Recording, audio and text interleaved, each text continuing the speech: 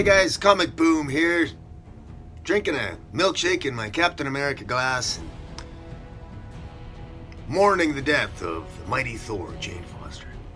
That's right guys, we are going to be reviewing the mighty Thor issue 705. Look at that beautiful cover, that variant cover by Art Germ. Art Germ? Is that his name? Art Germ, yeah. Great cover. We finally get to see the mighty Thor's face. We've seen obviously Jane Foster's face, but we've never seen her face as the mighty Thor. And of course we've got the standard cover by Russell Dodderman, who is also a very good artist. Guys, those of you who watched my last video, or even if you haven't, if you're just a fan of Thor 704 I think was just it was a gut-wrenching issue. Thor 705, look, this entire arc, it's called the death of mighty Thor. So everybody knew what was coming. So there's going to be spoilers here in this review, just to give you a heads up. Obviously, yeah, Thor does die at the end. I'm not spoiling nothing there. But just a number of comments here. First, let me say that the overall, Jason Aaron, the writing was top notch. Emotionally, in terms from a character perspective, it hit all the high notes for me. Jane Foster went out with a bang. She did it was emotionally intense moment, particularly the last moments between her and Odinson. The battle sequences, her plan to defeat Mangog and how that played out, that was very well. It was strategically very intelligent, very wise. I mean, this Jane Foster, she's a smart cookie. I mean, she might not be a god, she may not have the wisdom of a god, but good lord, when she knows how to fight, and she's a pretty good strategist. And as a matter of fact, some of her ideas in here, even the All-Father himself, Odin, was quite impressed. And well, so let's get into this here.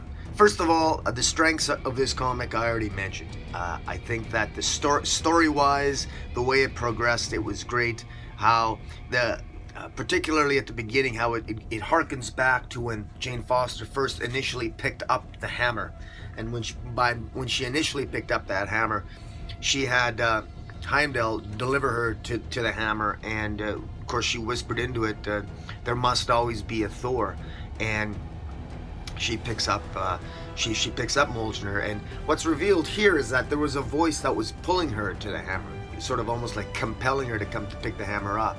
And given the fact that she made the ultimate sacrifice at the end, you have to wonder if the voice that compelled and drew Jane and was calling toward Jane to pick up the hammer, if that voice, wherever that voice was, whether it was the voice of the hammer itself, Mjolnir, or the voice of some other all-powerful person, clearly Jane was the right person to defeat Mangog.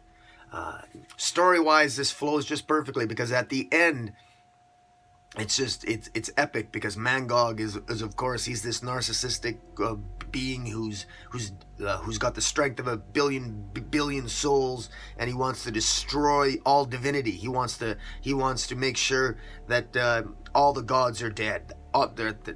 Nothing can defeat me, says Mangog. No All-Father, no All-Mother, no God, no nothing. There's going to be divine ruin everywhere. But in his arrogance, and in the arrogance of those forces that created Mangog, I guess it never occurred to those forces that perhaps a mere mortal could defeat Mangog. And of course, Jane Foster, in all her epic awesomeness, does precisely that, and she rubs it in Mangog's face, as you expect the God of Thunder to do. It's just really an epic moments.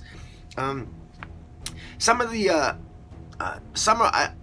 areas where this comic could have improved upon has to do with, dare I say it, artistically. Now, Russell Dodderman is a pretty good artist, and he's done, like, in many ways, there's so many beautiful pages here, don't get me wrong, but I think where they went wrong here is with the coloring. There's some great sequences here, but even now, if I show you this page, all you see is a bunch of white. You have to really squint, for example, on this page to really see that this is actually Jane Foster. This is the mighty Thor hitting Mangog, and you can see the look of pain on Mangog's face, but you can't see it from there. You really have to squint at it, and that's because of the overuse of the white lightning there. Too much brightness there. the way the colors were placed upon the page was really a detriment to how this entire sort of battle sequence played out. It could have been colored much better.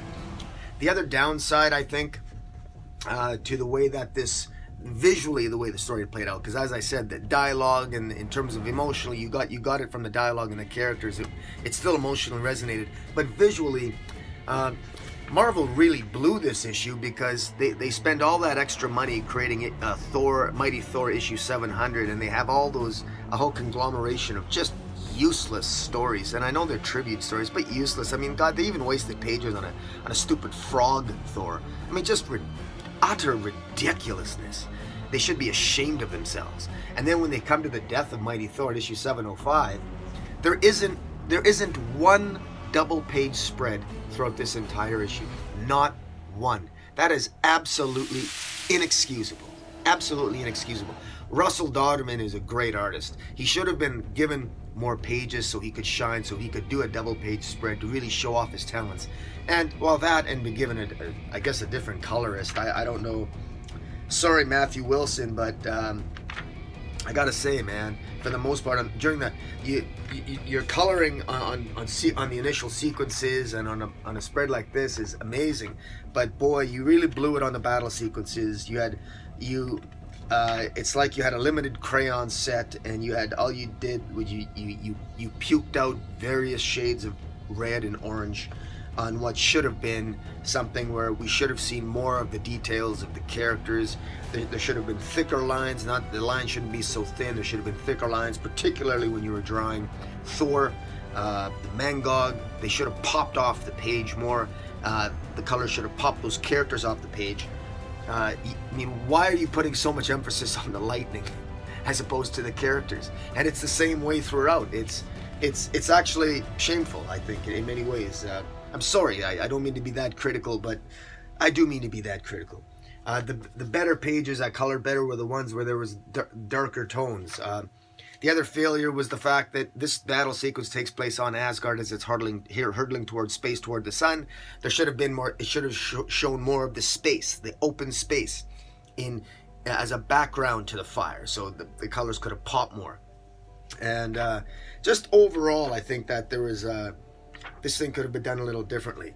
When I think there's moments here that were so epic that a double-page spread would have been amazing. Russell Dauterman did a great job of illustrating some of the pages here where Thor is throwing her mighty hammer. She wraps Mangog in chains and throws her hammer away from her. She throws Mjolnir toward the sun, pulling the Mangog toward the sun. That scene was pretty good, but at the same time, I think artistically it deserved a double-page spread. And I mean, relegated to one page, it's okay, but it could have been much better as a double-page spread.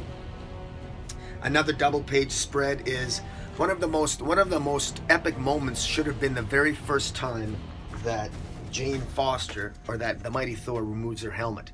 It's on the variant cover by Artgerm, which is really an epic moment, and that's why I wanted this cover, because this is an epic moment. This is her removing her helmet for the first time, and people can actually see her face.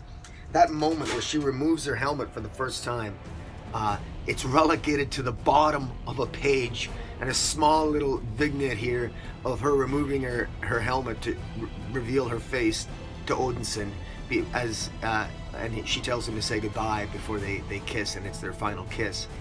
That should have been a double-page spread. It should have been a double-page spread and beautiful, so that you turn the page and where it would just be epic. You turn that page and there's this beautiful Thor. You know, here it's not Jane Foster who's dying of cancer, but her in all her majesty as the Mighty Thor in a double-page spread. Would have been absolutely beautiful. But we readers have been robbed of that because Marvel's too goddamn cheap to spend money where it should be spent. But instead we'll get like an extra story about a frog Thor in issue 700. Absolutely, it's a tragedy. This story is fantastic. Jason Aaron deserved better. Russell Dauterman deserved the chance to more show off his art. And I think that might even have led to some, maybe it would have led to some better coloring as well. But in any event, overall, guys, this is it's still I still highly recommend you pick this up. It's an epic ending to a fantastic superhero, Jane Foster. Wow, epic, great, and let me just say that I really think that Jane was called to Mjolnir, and I think whatever that voice was that called Jane Foster to initially pick up that hammer, I think somehow Mjolnir knew, either the hammer knew or somebody else knew, that Mangog was coming, and that the only person that could defeat Mangog was in fact Jane Foster. A mere mortal could do it, and they picked the right one when they picked Jane Foster, or the hammer did anyway. Anyways, epic story, guys. The hero's journey in all its glory. Thanks for watching, and until next time, I drink my milkshake. Not make my milkshake, it's just a milkshake. It's just, sometimes a milkshake is just a milkshake. Relax, all right? So until next time, Comic Boom, out.